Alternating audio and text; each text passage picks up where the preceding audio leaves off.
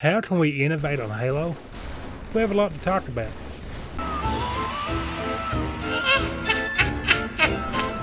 What's up, crows? Scarecrow here at That's Shot Gaming, bringing you another Halo video today, guys. In this one, we're going to be looking at what can be done to make Halo Infinite a great Halo game. And by doing that, we have to go back and, like Plankton says, remember, ravioli, ravioli, give me the FORMUOLI. Guys, before we get into it, if you have not subscribed yet, be sure to hit that subscribe button. We are making Halo videos quite often, as well as other gameplay videos and discussions. And let's get into it, guys. So, going back and looking at the progression from Halo 1 to Halo 2, 2 to 3, what was done right to where it kept bringing the fans back, and that is the gameplay was kept simple, and it was kind of just everything they had in the original game was worked on. If you look at Halo 2, what made Halo 2 better than Halo 1? The jumping was better. If you play Halo 1, you notice it feels like you're almost like walking on water or ice, to where you're sliding, you try to jump up stuff, and it doesn't work well. Halo 2, they went in, they improved on that, and made it feel so much better. And also they switched from projectile bullets to hit scan, which is a huge improvement. You can see bullets hitting so much better, the guns hit so much better, with the addition of the battle rifle. Now, to me, the battle rifle is Halo's signature weapon. I'm sure people would argue no, it is the pistol, it is the assault rifle, it's the sniper rifle. No, it is the battle rifle. It's such a fantastic weapon. It has so much personality to it. I know it's weird saying that a gun has a personality, but it feels so great. And everything that Halo 1 had that people loved, they made better. It had a lot of the same game types. You had Team Slayer, you had Capture the Flag, and they added more. They added, I think Assault wasn't in Halo 1. I don't remember Oddball being in Halo 1. They added those. And I think King of the Hill was in Halo 1. So they brought those back and added more, and it was a nice improvement.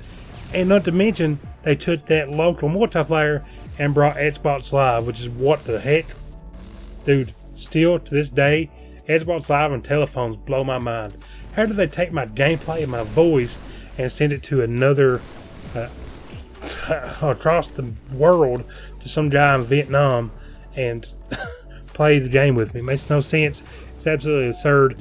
But the people, Bungie, made it happen. And also added a new mechanic to the gunplay, dual wielding. Absolutely insane. You can now dual wield SMGs. You can dual wield SMG and a plasma pistol. You can get a storm rifle and a SMG, and it was so fun, and it made for some nice combos and nice gameplay. Playing some of the maps, you really could see the dual wielding start to shine, and it was so fun. I think the map was Elongation with the treadmills. Getting the storm rifle and the SMG was absolutely insane and so fun. And then from Halo 2 to Halo 3, we went back to projectile bullets, which were a misstep, I agree, but the game was so fun. This is where the innovation really started to come into play. They added theater, something that Halo needed forever.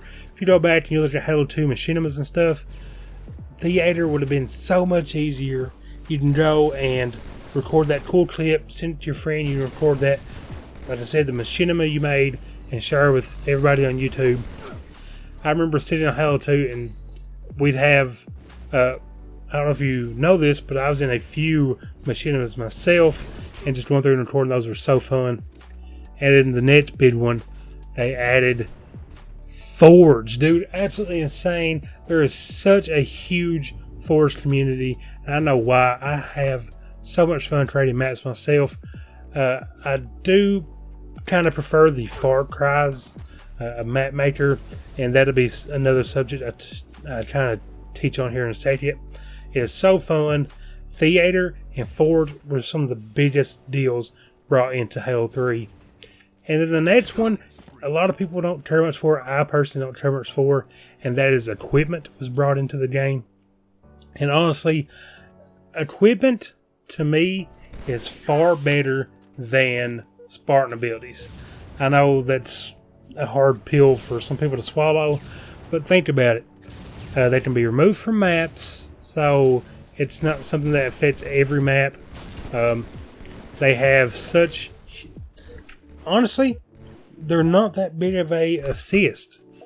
A lot of Halo 5 battles end with someone sprinting away and they possibly survive.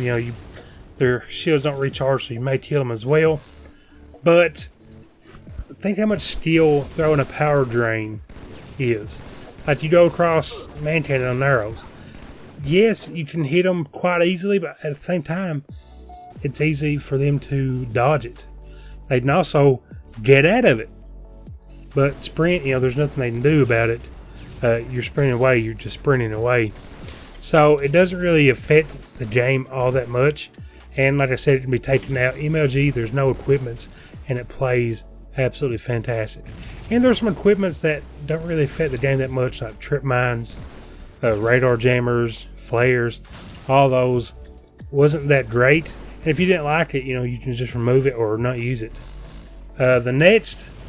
Okay, so now I kind of want to talk about a few things that 343 did do right with like Halo 5 and Halo 2 Anniversary. That is the interactive maps. So in Halo 2, you have like stalactites on Lockout. You have the Waterfall and Shrine, or Sanctuary, not Shrine. And then you have like the Bubble Shield on Ascension. All those were great. To me, they were like equipment that were attached to the map that wasn't that big of a deal. Yes, you made Waterfall come down Sanctuary. So what? You can still shoot through it. It just kind of gives you a little bit of cover. You can use the Bubble Shield on Ascension. Yes, it kind of deflects bullets, but you can walk right into it and finish off your kill if you're nearby. You can fly the Banshee through it. It wasn't that big of a deal, and it didn't last long either way. So interactive maps would be great. It can be something like the little door on High Ground, the gate on High Ground, or on Last Resort. Little things like that to me made the maps feel so great, and I think it would be a nice return. I don't know why. Halo 5 had a little bit of interactive maps on like the rig, where you can like ground pound the thing and then shoot the stuff, and some monster destroys the other rig way over there. Bring some of those back to me. That would be really fun to see. Moving on to the next point, and that is well, this one isn't in Halo 5. We'll come back to that. But Halo 5, they added the ability to switch seats in vehicles. This is something that has been needed in Halo for a long time. Oh, my gunner just got killed in my Warthog. I can switch to the gunner seat. Oh, my driver just got killed. I can switch to the driver's seat. Like, that's something I can do in real life. I'm a big person. I can easily, Master Chief's taller than I am, but still, the guy's got muscles. He should be able to climb around and get into the driver's seat if he needed to. Now, I talked about the theater once, but something Halo 3 did right that they completely removed, and I think they should have, not could have, I don't know if they could have or not, they should have implemented on better, and that was theater. Halo 3, you could actually have multiple people in a theater at the same time, and it was super cool. Say I went in and I dropped like 70 kills, went off on Neighbor. I can go, hey, Epic, come watch this gameplay with me. It's so cool. We're going to get so hyped. We're going to play and just be absolutely bosses right now. And we would do that. The only problem is you couldn't watch clips together. I can only put it in my file share and send it to you. So it'd be nice to see them go and implement on that to where I can watch absolutely anything I want to. Maybe even campaign missions. I'm sure there's ways they can improve it. Maybe allow it to where my friend can control it as well. So if oh man, did you see that cool play that you just made? Let me rewind that and look at what that guy was doing. Let me take a screenshot of this and upload it. Man, that's so cool. Just ways to implement it. There's always ways to improve. just, we don't need to tweak it too much. Just kind of add to it and work on what we already have. Next is, okay, so Halo 5, they got the Forge so great. Yes, it didn't launch at the start of the game, but that is fine. The Forge is so good, man. They've made some maps. They're absolutely insane. There's like mechanics in that I did not know were there. People have made elevators. People have made cars and all this stuff.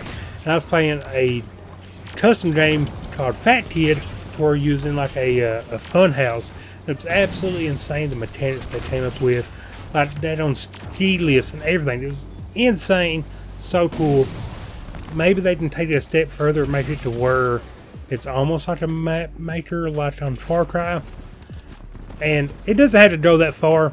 My biggest problem is you can tell a Forge map compared to a dev map. And then that's one of my biggest complaints with Halo 5. Some of the dev maps look like Forge maps themselves.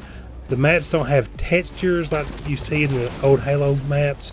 I was watching a video of someone play on Construct, and you see like the dirty walls and all the textures and the designs in the walls and the imprints and everything. And it looked gorgeous. Halo 3, absolutely gorgeous game. Like 12 years old now. They knocked it out of the park. Halo Reach has fantastic looking maps. Go look at Halo Reach Powerhouse. Look at the dirt and the rocks. And then look at the dirt and the rocks you see in Halo 5. It looks much more bland and plain and flat.